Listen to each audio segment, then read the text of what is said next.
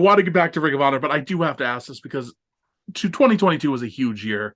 Vince McMahon stepped down, retired. Again, I want to get to the WWE stuff in the future. I want to know your thoughts on Triple H, his regime, NXT from the past, what he's doing now. What are your just overall thoughts? Because obviously you have the fan perspective and you have the business perspective.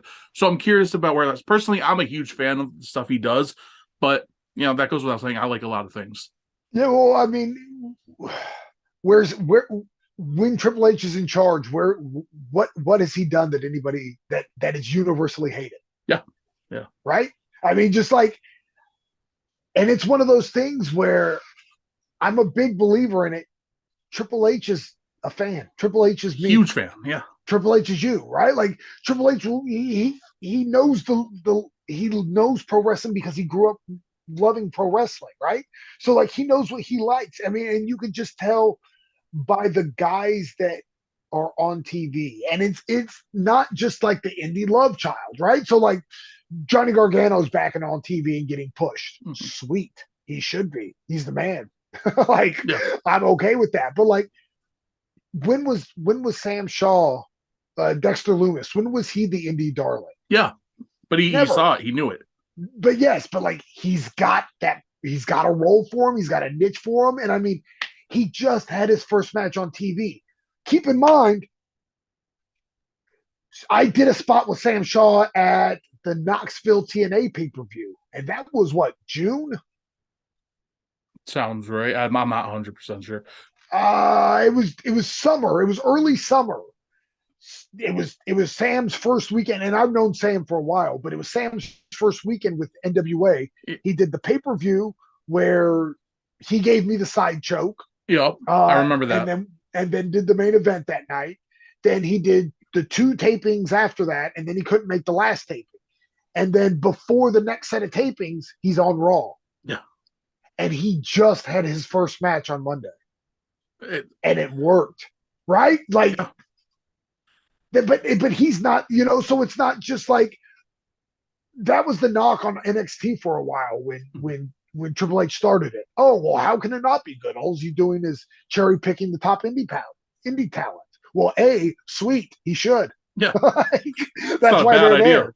Yeah, yeah. Oh no, this guy cherry picked Adam Cole and Kyle O'Reilly and Roddy, and like, oh no, Why would he ever no, do it that? doesn't. It doesn't take a genius to do it. Yet nobody else had done it. Yeah, So like, but no,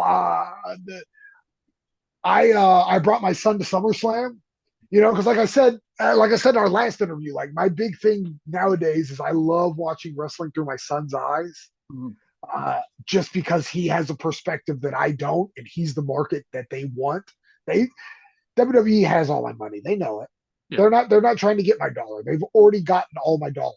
They want the next generation's dollars. Yes, it's and so one of those cool moments was at SummerSlam.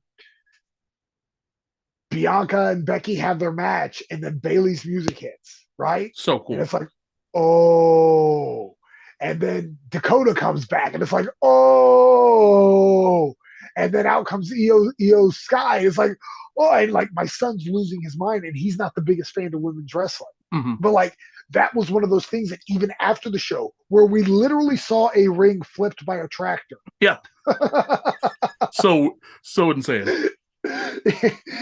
He's still like, man, Dakota coming back, Io coming back. That was awesome. And I was like, that's why Triple H is, like that's Mhm. why he should be in the spot he's in, It right? Because seems he like a took it. perfect combination of the big fan, like you said. He's a wrestler's wrestler. He knows the business. He knows the boys' perspective, and he worked hands on with Vince McMahon for 15 years, 20 Yes, years. and Excuse just me. yes, and it's just when I did the almost spot, and it's just one of those things where like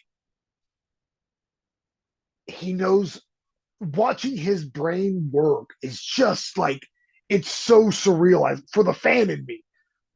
So I'm in the because we're kind of talking over the almost interview segment before the match, right? And one of my best friends is right next to me, and like we're standing there and they're kind of talking through it, but not talking directly to us. And so we're kind of just like soaking it all in. And I'm like, dude, look at the Titantron. He goes, yeah, that's cool. I was like, dude, that's super cool. And as we're doing that, Triple H walks up and he kind of lays out his vision for the promo. And like, it's just these little small details that like, he's just like, oh no, I want your fist to go here instead of here because the camera angle and perception. And I'm just like, oh my God. Like, I don't know anything. I've like, this dude is working on such a different level, and again, we're talking about almost and jobbers. It's not like he's laying out a 5-star classic. Mm-hmm. And it's just like, it was such an incredible moment, just this the learning experience, just watching him explain these little minute details, but why they mean so much in the bigger picture. And it's just like, yeah, this is the dude. See, that's really interesting to me because Vince always had the reputation of he might not be a big idea guy. Like, he might not start from the ground floor, but if you give him an idea, he can say, change this little thing, and make it perfect. Yes. And it sounds like the way you're saying it, Triple H has that same quality, which is really cool. Yes, he definitely does. I mean, but I think he's got the big idea too, right? So like, I think he's a perfect blend of all of it. Like, and again, like I'm a fan of pro wrestling. I love when pro wrestling's doing well. And if you look at the numbers WWE's touting, something's working. Something's working a lot, right? Like, I mean, just again, another perfect example. This whole Bray Wyatt thing. Like, unbelievable. My son couldn't wait to watch Raw to scan the QR code. Like every segment he's glued to the screen because he wants to find that QR code before anybody else. And it gets the internet talking. Everybody's buzzing about it. And then when they finally did that reveal at the pay-per-view, because I did a show that night.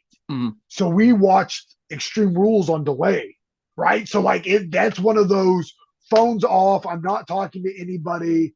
I've got to stay away from not just social media because I can't have somebody accidentally text me. Yeah. So I've got, my phone's on airplane mode until we get home, and then we put on the pay-per-view. And I mean, it's 2:00 in the morning and the show's going off the air, and he's like, oh man. And then they do the Bray thing, and he's just like, oh, and he's, he couldn't sleep for another 3 hours. And I'm like, dude, it's 2:00 and I wrestled tonight. Leave me all the way alone.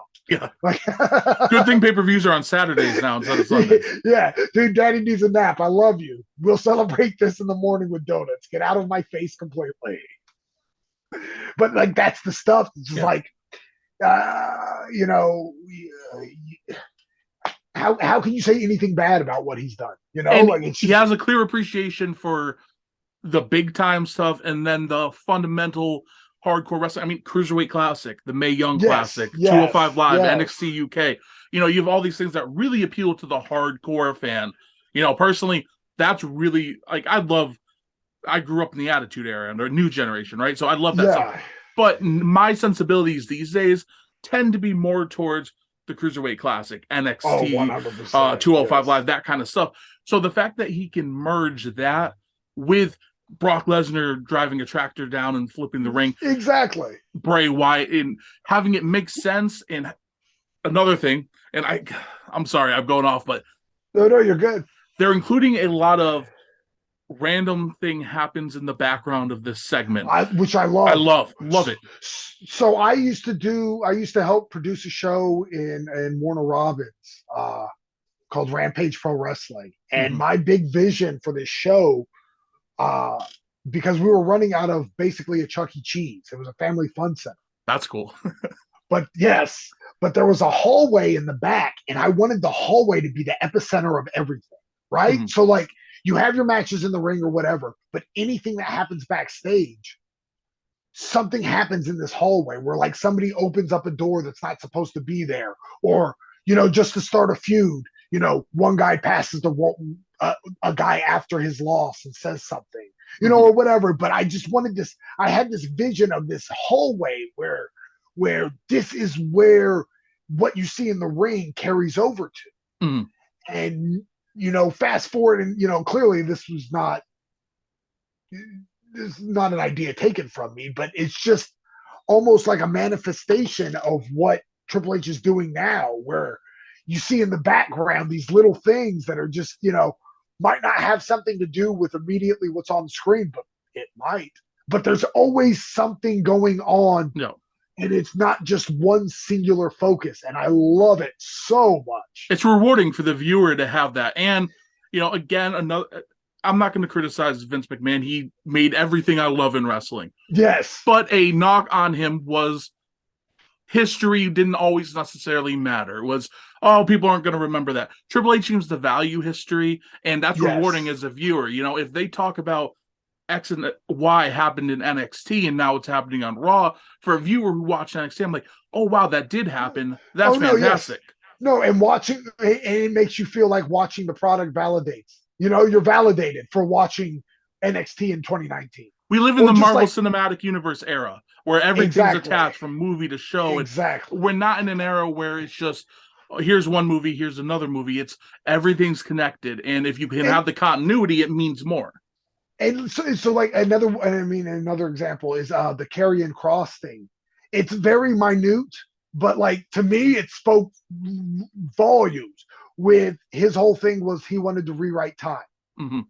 That's why he attacked Drew McIntyre, because Drew McIntyre got the push he should have got, and he's back to rewrite time, and that's it. That's all I needed. Yeah, I don't need a 26-page, story about why. Oh, that's why. Oh, and he feels like he got screwed in the past because he did. All right, I'm all in on this thing. Yeah. Right? Like it didn't have to be this epic journey. It acknowledged the past and move forward. Okay, I'm in. it's not rocket science, but sometimes it's been presented as such. Yeah.